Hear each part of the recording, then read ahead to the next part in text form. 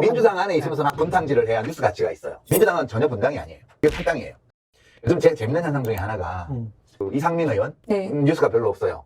탈당하고 나서. 예, 갑자기 많이 없어졌네요. 그러네요. 민주당 안에 있으면서 막 분탕질을 해야 뉴스 가치가 있어요.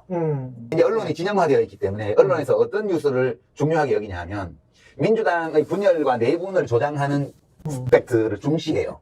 그러니까 이상민 의원이 민주당의 당적을 갖고 있으면서 현역 의원으로 있으면서 계속 이재명 대표를 욕하고 비난하고 이런 거는 굉장히 가치 있는 뉴스예요. 근데 이 사람은 탈당하는 순간 뉴스 가치가 없어지는 거거든. 그리고 이제 민주당의 이른바 뭐 무슨 청년 리더라고 하는 사람들도 그런데 극우 매체에 인터뷰를 막 해요. 그런데 뭐 박지은 전 뭐 공동비대위원장인가? 예, 그랬었죠. 지금 극우 매체하고도 인터뷰를 해요. 이게 어떤 뜻이냐면 이게 이제 자아비례인데 내가 하면 통합이야. 그러니까 조정동은 물론이고 안 불러주니까 지금 인터뷰를 안 하는 거. 극우 매체까지도 단독 인터뷰 해주겠다 그러면 자기 생각에는 좌우를 가리지 않고 언론에 나가서 유권자들과 대화하는 것이 통합의 길이라고 생각하는 거죠. 근데 그것이 왜 뉴스 가치가 있냐면 민주당 당적이 있기 때문에 그런 거예요.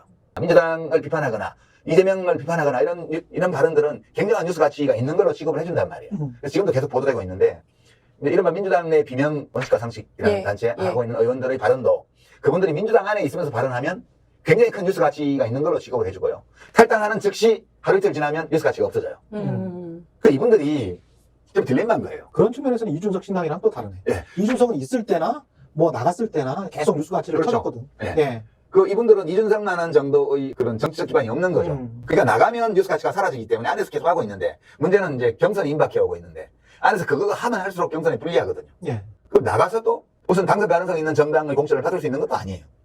그러니까 제가 보기에는 이런 행위들이 굉장히 민주당이 막 분당되는 것처럼. 그러니까 이준석은 탈당이고 이낙연 씨가 아직 탈당도 안 했는데 신당 창당한다면 이건 민주당의 분당이에요. 영어 선택을 보세요. 한쪽은 탈당이고 한쪽은 분당이에요.